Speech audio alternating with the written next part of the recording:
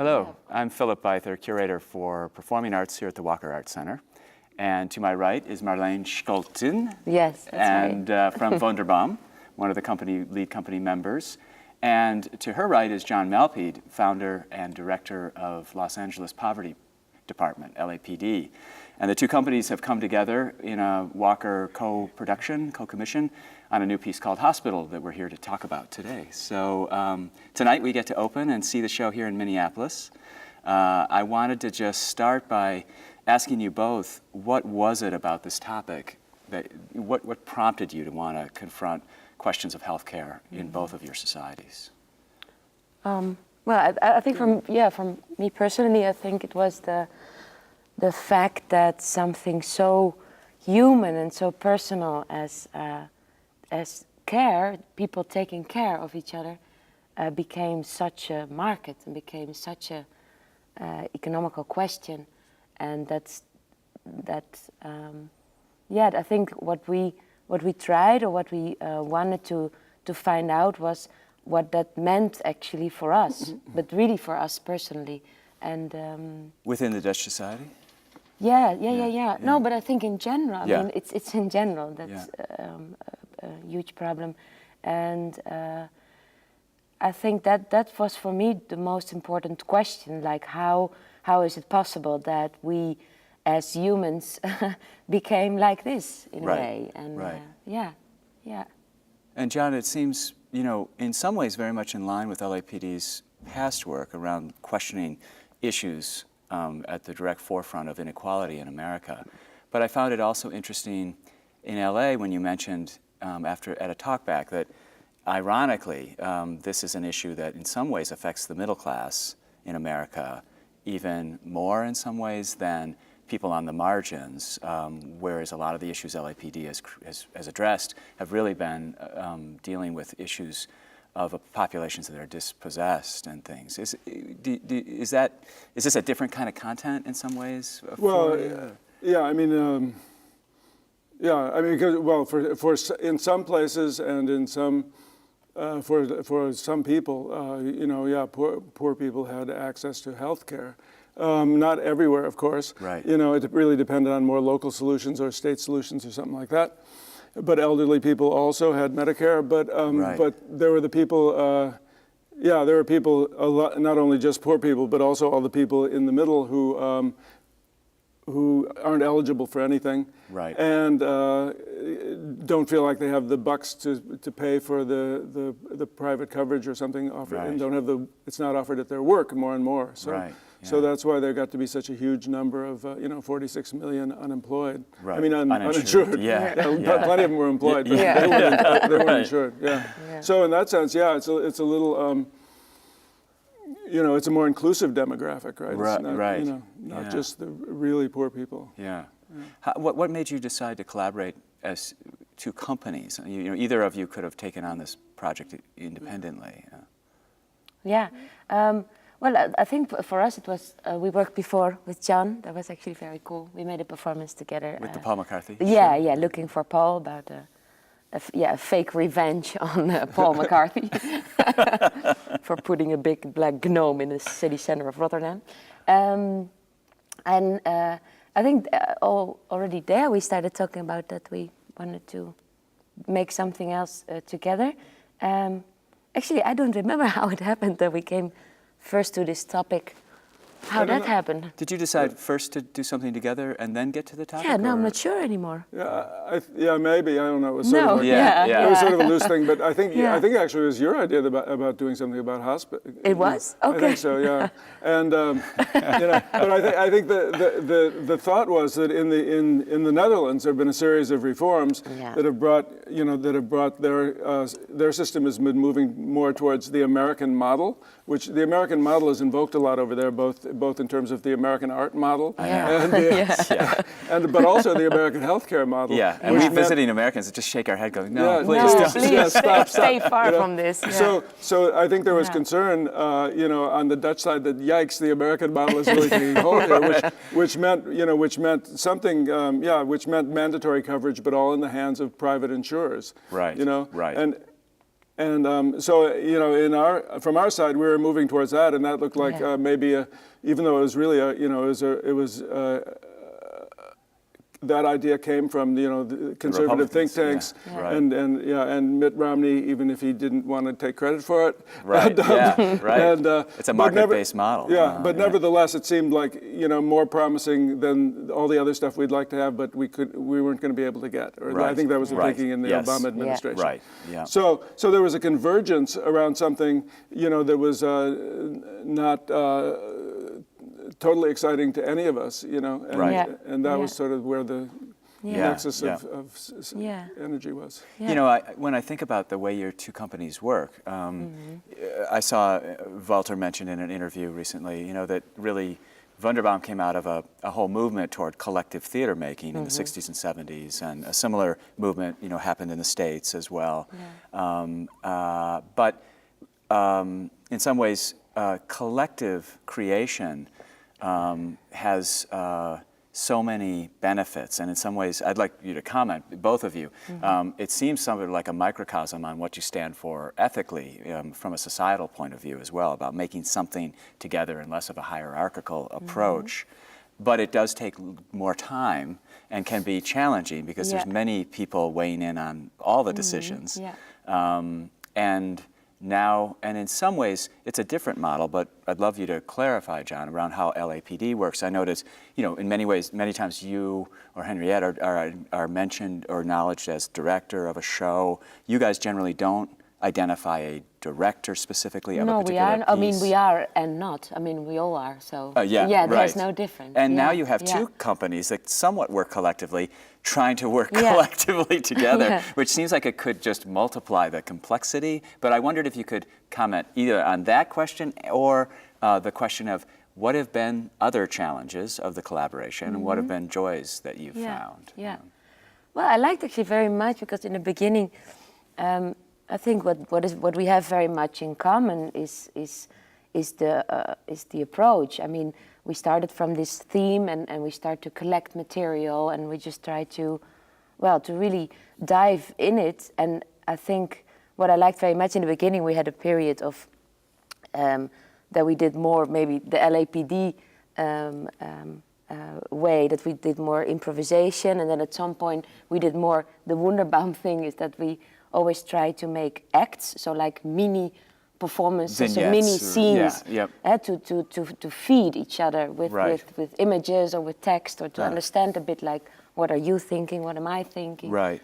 But of course, I mean, that was really nice to do, but also very difficult because you go all these directions all together. So it was like quite different a wood of where are we going? Right.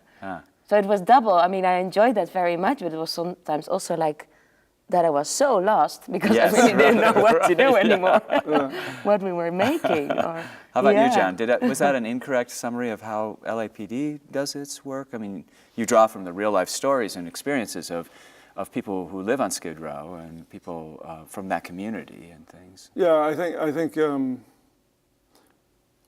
Well, I think there are a lot of ways to do collective creation. Yeah. And before I got to LAPD, when I was in New York, you know, I fell into this group called Central Notion Company, which were students of Grand Union. Oh, really? You know, they were MFA students at studying with Barbara Dilley and David Gordon. Oh, really? And I was not studying with anybody, but I ended up in that group with those guys. And that was, you know, that's a model where everyone just goes and they do what they do, and it sort of forms. Right. You know? Right. And then I did another project called Dead Dog and Lonely Horse, which is also like that.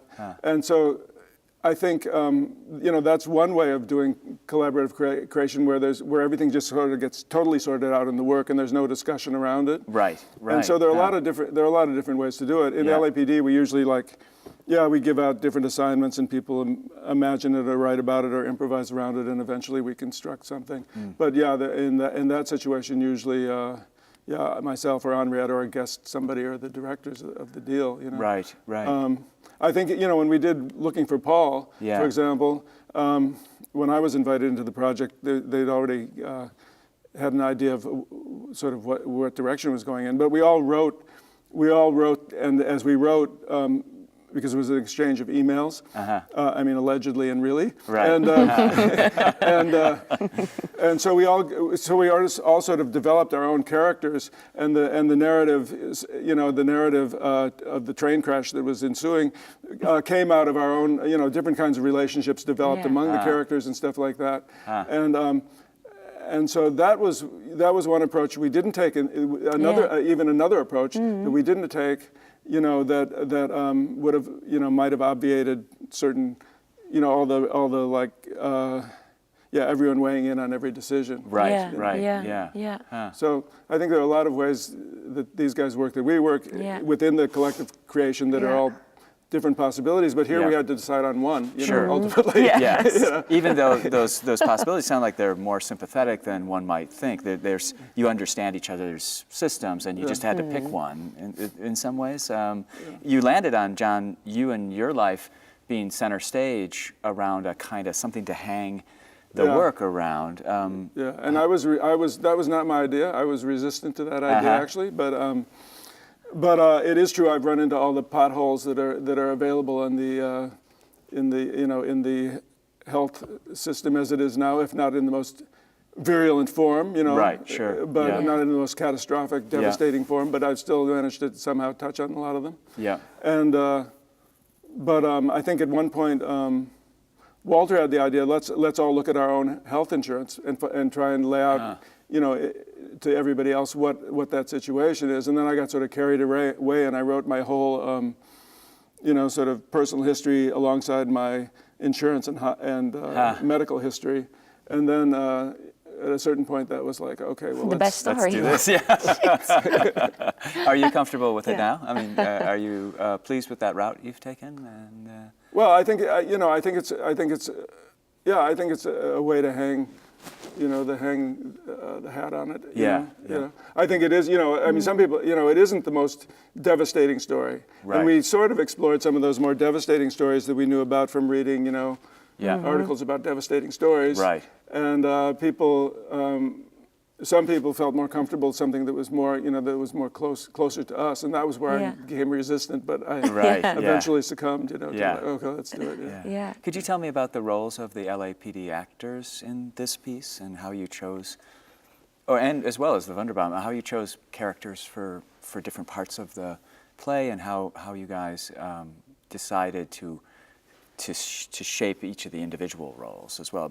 People play multiple roles in the work, and I think it was sort of, to a certain extent arbitrary, and to a certain extent, chosen. Like, for example, like at the very beginning, because we had one thing we had talked about in advance is using some tropes from TV series. Yeah, so, in fact, you mentioned both ER as well as Lars von Trier's The Kingdom. The Kingdom.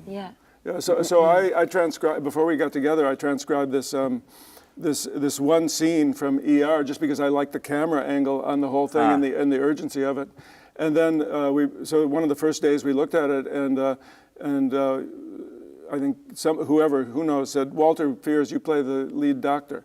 And so, then he became the lead doctor. Right. So it was as simple as that sometimes. Yeah. And then it turned out later on that scene later on was a birth scene. And, it was weird. That's not why we chose it. Then Marleen had this idea of like, okay, let's make it the birth of John. Start the John Malpede narrative with this.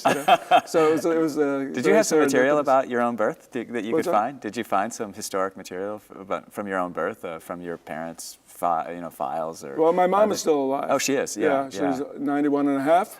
And actually, we were joking yesterday about doing the making of hospital because so many, because my mom is this year we moved her to California and sold her house, and she's in assisted living, and she's had multiple hospitalizations, whether she should have been in the hospital or not. Right. But there have been a number of. One of the Wunderbaum, Matthijs dropped out of the project because his wife had a medical issue, and now Wiener isn't here, for the same reason. And Henriette was down yesterday, so we're saying like, Linda has problems, it's the real life precariousness of our bodies and health. And I think in a way sometimes now when I think about the performance, but it was so difficult because sometimes I miss it now that we don't have all these personal stories in it, right? Right, That we focused so much because we thought if we're going to take one story, if we're going to take John's story, it will be more like a metaphor, right? That it says something about all of us. But sometimes it is difficult to relate to it personally because well, it's just what John said, that all these real, true stories that are going on right now. Yeah, right. But then still, how do you make theater of it? It's still a topic, I think, that is, for me personally, hard to make theater about, I realized. Right. Yes, right. And also... Even though I thought strange, because it's talking about life and death, and it's such a dramatic topic in a way. Basic human things. Yes, yeah, but I found that hard. Also, when you get to the issue of health insurance, nothing seemingly could be more complicated. The nuances of it all is really economically and bureaucratically so complex. Yeah. Did you find yourself wading into minutia that just wasn't theatrical at times? What is minutia? Well, small details of how the healthcare insurance industry works and things like that, or were you able to address those questions in a way by simplifying them, or? No, I don't understand the question. Well, it was really how did you tackle the the questions of complexity related to health insurance, on a societal level? I guess it was in part through focusing on John's own experience and using that. Yeah. I felt like we needed, we needed to make the obscure intelligible. Yeah. Right. And so not if you make it too easy to understand, then it's not reflective of the reality, and therefore then it doesn't make any sense at all. Right. If you make it, if you could go, many lawyers are occupied getting heavy into it every day. So you have to. I think we tried to, to make it tangible and accurate on a level that we could do in an hour and a half. Right. Yeah. And then there was a big difference, because we just performed it in Rotterdam. And that's also very different because we have the Dutch audience and the American audience. Right, so right. all the things that you think, we already know. I mean, what are you talking about? And vice versa, right? Yeah. So that and I was think also... Walter mentioned, or someone else from the company said, that when you first started the research on the American side, you just couldn't quite believe that people could go from being pretty well off to utterly bankrupt through one bad medical occurrence, and those, at least those kinds of outrageous examples don't seem to happen in Holland. Not yet. Not yet, really. No, really, no. I mean, we still have quite a good system, but it's true, and that's why I still think it's a very interesting topic. Is that it goes in a way, how do you say, like beyond every reasonable. How do you say it? It's not reasonable anymore. I mean, it's all these amounts of money. It's really like, I read that and I know that it's happening and I still cannot believe it. And I think much of the American public feels the same way. It's just like, how can we not figure this out better? Or where is the villain? Who are the villains exactly? I think now we're like, we made a little ground, but we're not really. They're all the things. Like two of the big differences in the Dutch system, for example, is there is a government-mandated cap on how much the private insurance companies can charge. Right. So everyone has to have private insurance. Yeah. But there's a government-mandated cap, and the other one is long-term care insurance is included in the package, and that hasn't happened here. Right. But beyond that, there are all the other things like in the Obamacare, the public option got dropped out.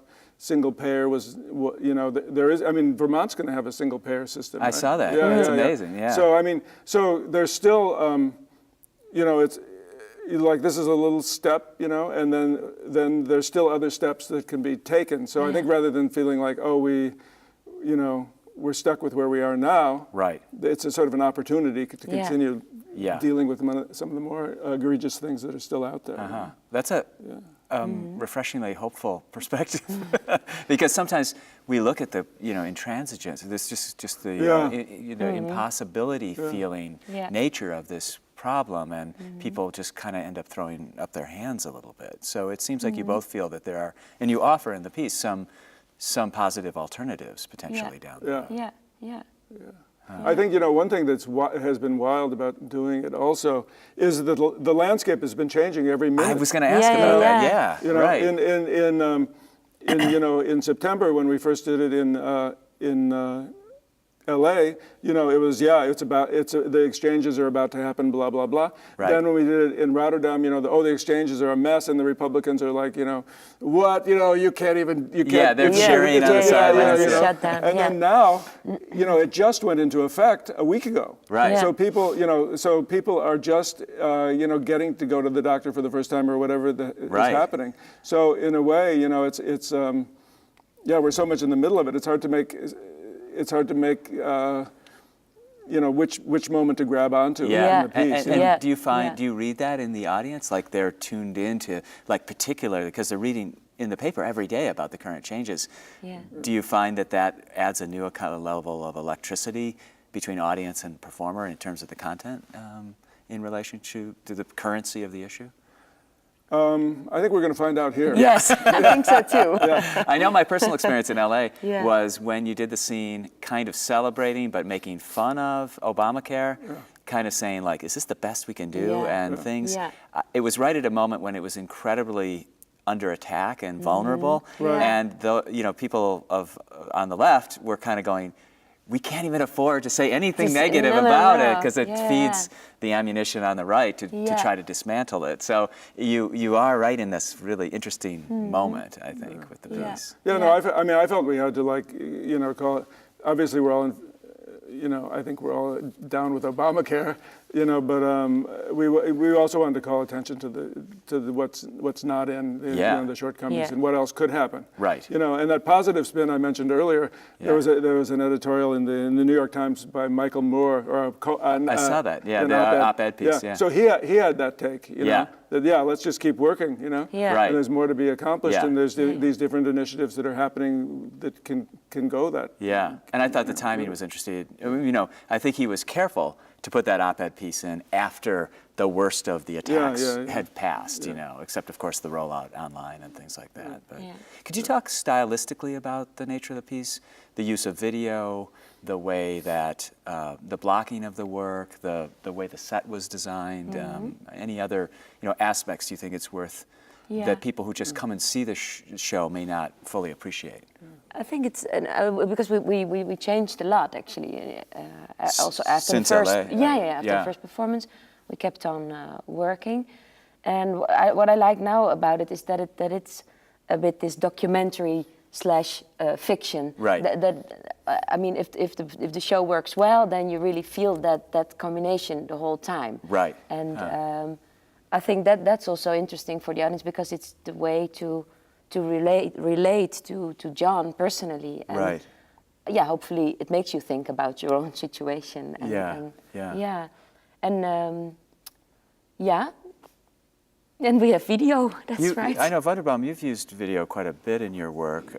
Has LAPD used a lot of video over the years? Let's see, we've used some video, I think not in a...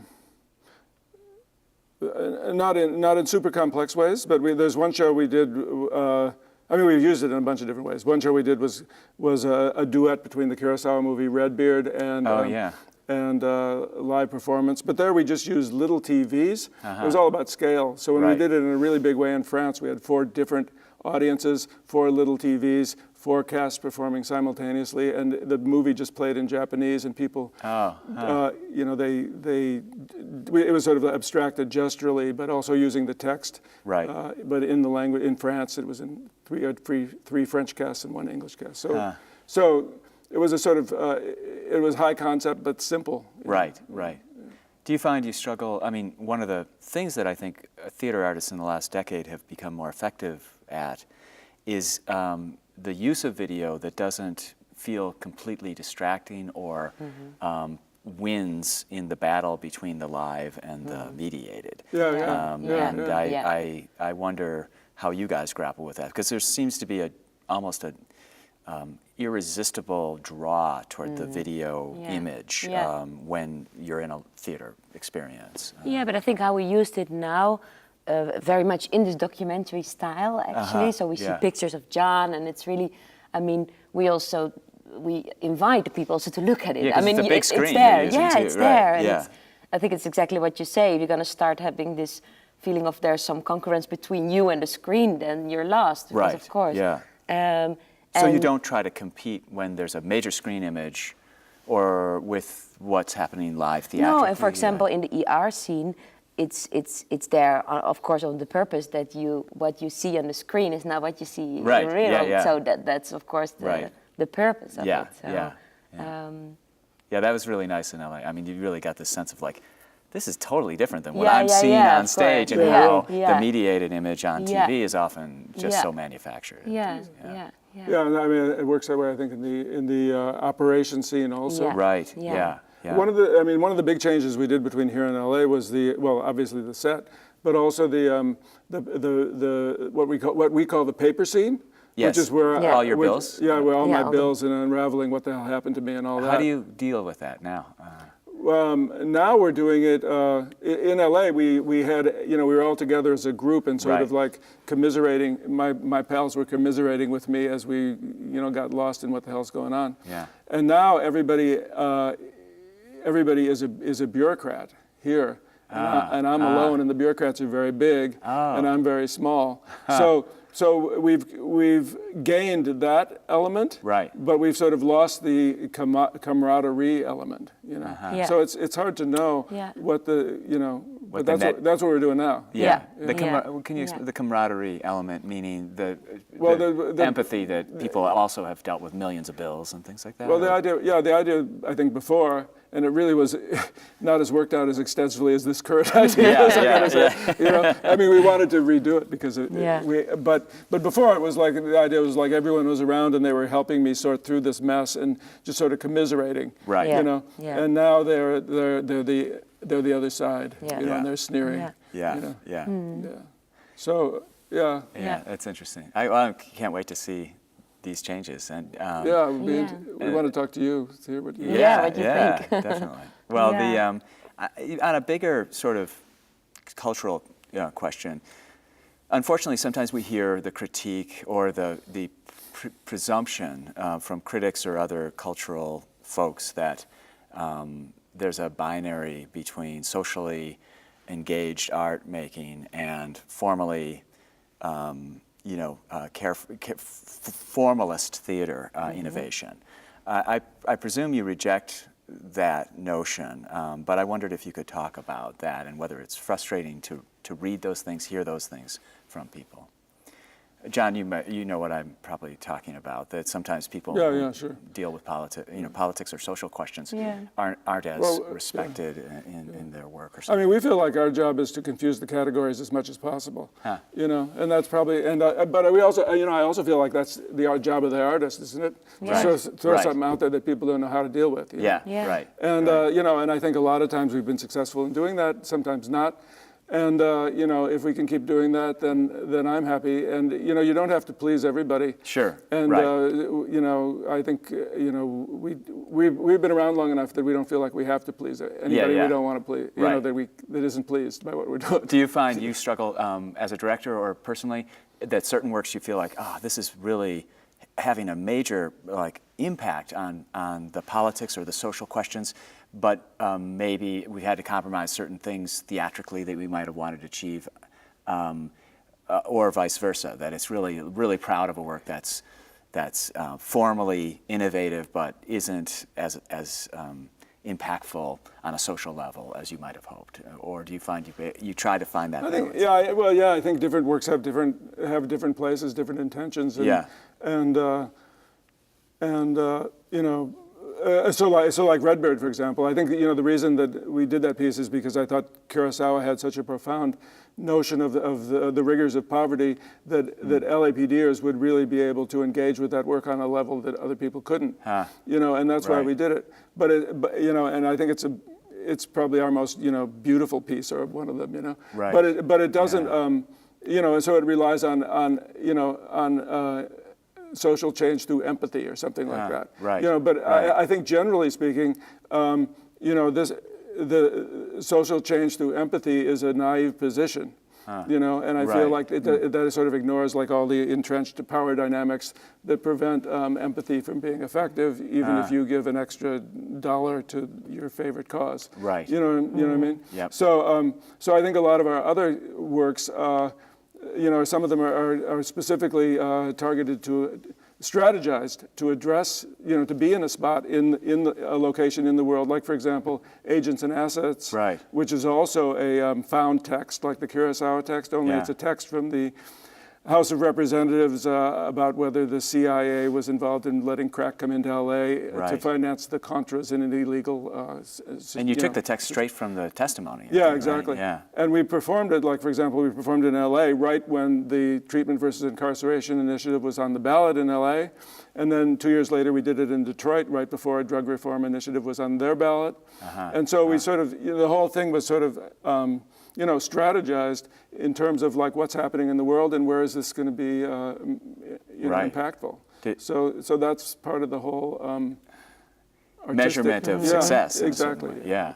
Does Wunderbaum struggle with these questions, or? Yes, of course. Yeah, but I was now thinking about maybe one of the performances that I found that we succeeded the best to make this combination of a good form and a good social political content. It was we made once a performance called "Welcome in My Backyard," and it was about 4 people having 11 refugees in their backyard, and it was about the movement actually of how far do you go in letting them into your house, and that was what it was about. How far can you give yourself away to someone?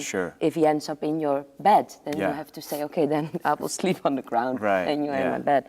And it was the combination of having these, there were real refugees in it, but also just amateur players who wanted to play a refugee. And they were behind a glass, our designer made just a glass wall. So it was really, and they just came in the door and they were sitting outside. Even when it rained, we played outside and they were sitting outside and we with our audience were sitting inside. Oh, wow. So people really started feeling like, let these people come in. So that was exactly what I thought. Yes, that's exactly for us where form and social content comes together. But I find it a struggle all the time. Yeah, sure, because that's what you want. I think with your imagination, with your fantasy, say something very strong, but it's still fantasy for us. It's still our imagination of a real problem. Yeah. You both have done a lot of your work site-specifically as well. Here with Hospital and on its tour, it's in a formal theater and things like that. Do you still enjoy making work in the theater physically? I mean, yeah, I do. Yes. Yeah, I mean, it's just another different, you know, another place you can make work. Right. I mean, one of the challenges we confront, which I know others do as well, is how do we make it open enough, especially in, say, a arts center that has a certain reputation, that people really feel welcome in, and that you're not just playing to an elite and potentially just resulting in empathy without a lot of change. Do you have ways you get around those issues? I think that's for us what we do, because we work sometimes in the big venue in Rotterdam, because that's where our home base is. And what we always try in a way is to, because that's also a very big venue with a kind of elite audience sometimes. And what we always try is to open it, but very literally. So to open doors, make things in front of the theater, so that people get in a way interested, like what's going on inside. Or you mean outside in that big plaza? Yeah, because there's a square in front of it.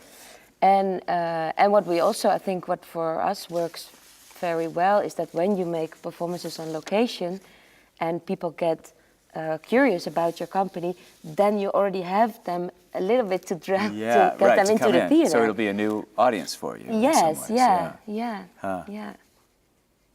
But I think I prefer I still prefer it to make site-specific work. Right. But I'm happy. Yeah. I mean, we still do that a lot. Yeah. So that's great. But yeah. And John, I mean, one of the questions it seems for LAPD is in some ways it's work over the years, almost 3 decades now, that you've made in, with, and for a community. But then when you are out on the road, coming to new communities, especially for shorter periods of time, have you developed strategies to try to make sure you have a similar, or at least the kind of impact that's in the goals of LAPD and things? Yeah, I mean, well, for example, when we work at Red Cat, which is maybe once every 4 or 5 years, right? You know, then there's usually a code word that allows anybody from Skid Row to get in for free. Oh, that's great. And in Dartmouth, where we're going next week, we had been there for, Henriette and I had been there for a week or 2 last year doing research and working with not only the medical faculty and the students, but also with the communities around in White River, and so the health clinic, the shelter, and all that. Oh, that's and great. so those, so they've made us. They're going to be like many of their constituents, free tickets for those people to be in the theater. So they'll be a significant part of the audience. So, that's how we usually deal with that. Yeah. But most of the time we're doing, we're in some other kind of in some other kind of venue, sure. like when, or even when, or we'll usually try and arrange to get, a lot of, seats for, like when we did State of Incarceration, for example. Right. We showed it, as we were making it, we showed it a lot at reentry programs for people getting out of prison. Yeah. But then when we did it at Highways and Red Cat, or the Radar Festival, those people were also, a substantial part of the audience. Yeah. When you started your work, and even to this day, and working with people who are experiencing homelessness or real deprivation, but then you're having audiences who don't have much exposure to people in that situation, what are the biggest myths people have about homelessness, or that you've had to confront around what people's preconceptions are? I think all of them, and there's probably too many to to list. I mean, I'll digress. Hopefully not too long. Yeah. The amazing thing about Skid Row is that at a very unlikely moment, the city government during Bradley's term and the development agency and some local activists got together and they preserved these 50 square blocks in the center of LA. They preserved all the low-income housing. They committed to renovating it. They committed to bringing other things there, services and all that. So it was called a containment policy in the sense that it tried to move everybody into that area and move all the services there. But the intended or unintended effect, depending on who was involved, was that it created an enduring residential community there. And so it hasn't been obliterated, even though billions of gazillions of dollars could be made if they could just, undo this zoning policy. And so now, because of the placement, if they put it off like the favelas in Brazil or something. Yeah, exactly. If they put it at the edge of LA County, which is like being in the desert. Right. So the result is that, you can walk down the street and see people living in tents. But for each person living in tent, I know 10 people who used to live in a tent, who now have an apartment, who have a job, who organize recovery meetings in the community, who are organizing the community to, for other quality of life issues that are going on right now. Right. So if you want to, get stuck in the stereotype, it's like, oh, this guy's been on a tent for 20 years. Nothing's changed. But in fact, it's a very dynamic situation. I wondered about that because in some ways there's an internal contradiction because there is such an amazing, rich community on Skid Row, that people stay committed to and involved, and in other ways, the hope is that people will move on and out and away, I guess, in some ways. I mean, that's the desire on social service parts of people dealing with homelessness, that they'll get places of their own and jobs and move. Yeah, I think the expectations have changed to match reality. I mean, some people, we have plenty of people in LA who've been through LAPD who are, then moved and became a real estate broker or something like that in Orange County. But many other people are living in not only single-room occupancy hotels, but a lot of the nonprofit developers have started, in the last 10 years, making apartments with underground parking, with your own kitchen, with your own bathroom, in an acknowledgement that this is, there is no affordable housing elsewhere. People are not going to go somewhere else. Right. This is where they also have access to, the community health clinic and other kinds of things. So it's created a real permanent community. I think the next step that, in a way, the people are ahead of the developers, who are, crusading developers, I'll say. But, good developers, but the people are ahead of them and they say, well, since it's a community, why can't we live in a family situation? Sure. There are kids on Skid Row, there are women there are couples on Skid Row, why can't they live together? Right. So I think in the next 10 years, that's also. Because right now they can't. Yeah, it's also, if you're married, you can't live with your wife, So I think, in a permanent situation in that area. So I think, and then what happens is they go to some other area where maybe there's more dangerous, less services, and they have to still come back there for things. So I think, that could be something that's going to happen in the next 10 years. Is the Skid Row, that historic situation unique to LA, or when you are interacting with homeless populations in other cities, say when LAPD goes elsewhere, my assumption is that most cities, the homeless populations are dispersed, they're spread all over, they're hard to kind of create a political entity. Exactly. Yeah, I think that's true pretty much everywhere elsewhere. Right now, there's something going on in LA with one of the Skid Row Housing Trust, which is one of the leading nonprofit developers. They've done great stuff, but they have they've redone a building and expanded it considerably right on the edge of where gentrification is meeting Skid Row, and they've applied for a liquor license for the ground floor, even though they have supportive housing and recovery people upstairs, and most of their funding comes from the government to create supportive housing. So the neighborhood is organized. Actually, Kevin Michael Key in our group is the main person, one of the main people behind it, and a couple other LAPDers and other people in other groups. And there was a very amazing appeals meeting of the zoning commission where many people from the neighborhood showed up, and the zoning people reversed their decision to give this liquor license. And now they're back doing it as a beer. Oh, they were going to, yeah, that's right. They were going to put a big liquor store right on the edge of. They were going to put a restaurant in the building where everybody in the building's in recovery or something like that. Yeah. Right. So anyway, and one of the now they're bringing it back for. They tried to get a full liquor license. They failed. Now they're trying to get beer and wine. There was another hearing a couple weeks ago that I was at, and their argument. Let's see, what was I going to say? Anyway, one of their arguments was, well, in New York this has happened. Supportive housing on 42nd Street, they have a restaurant selling liquor, no problem. But the reason that's possible in New York is because just what you said, there's no community. Right. There's one hotel there, but everything else is operating on completely different levels. Right. So here, there's a real community that can say, well, wait a minute, most of our people are in recovery, and it's in the interest of us that the nonprofit housing people keep with that agenda and not try to supplement their 80% income stream with a little dribble coming from alcohol sales. Right. So interesting. So it's very unique in that sense. Yeah. I wondered, Marleen, if you could speak to with Wunderbaum. You met as actors at the university. Yeah. You started a company right out of that.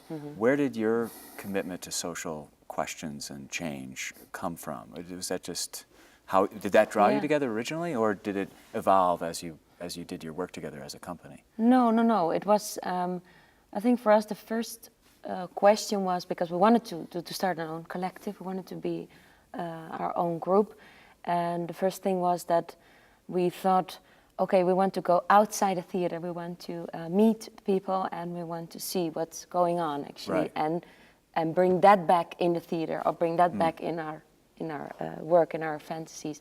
And So what we did actually is that we started actually quite soon. The first performances we made were in community houses, we would call them. And we made a tour because we were working in the south of Holland in the company of Johan Simons. He had a bigger company and we were working there. And we did just a tour around all the community houses, like 20 kilometers around that city. Was that kind of thing not being done much in Holland at the time? For a theater company? Of course, there are. I mean, I think our climate in this moment is still that there are a lot of collectives also who work site-specific. But I think what we did was when people, in fact, came to see, like, oh, that's a bit like what the Werktheater did in the 60s, what you do, right? I mean, in a way it was like that we really wanted to, to search for new audience again and really be with the people and not just having this, this fourth wall in a way. And then from there I don't know, it's very organically, I think, that we are at the fact that we now are having this the new forest, this idea of an alternative society.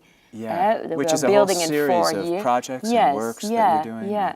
So we take like different themes, different topics, and the result of that is that we will try to make one very big documentary, actually. Film documentary? Yeah, film documentary. And involving all these people that we met along the way, so that for a while we will be living with them in an alternative society. Oh, wow. Yeah. I wondered, because when I read the language about that, you said you're building in the concrete center of Rotterdam this new society. I didn't know if that was metaphorical or... No, because the first performance we did, that was about, that we said, okay, we want to make a new system, so we're going to discuss democracy, if that's still the best idea. Maybe it's not. And the outcome is that we have a very small Chinese leader. She's a girl, she's 8 years old.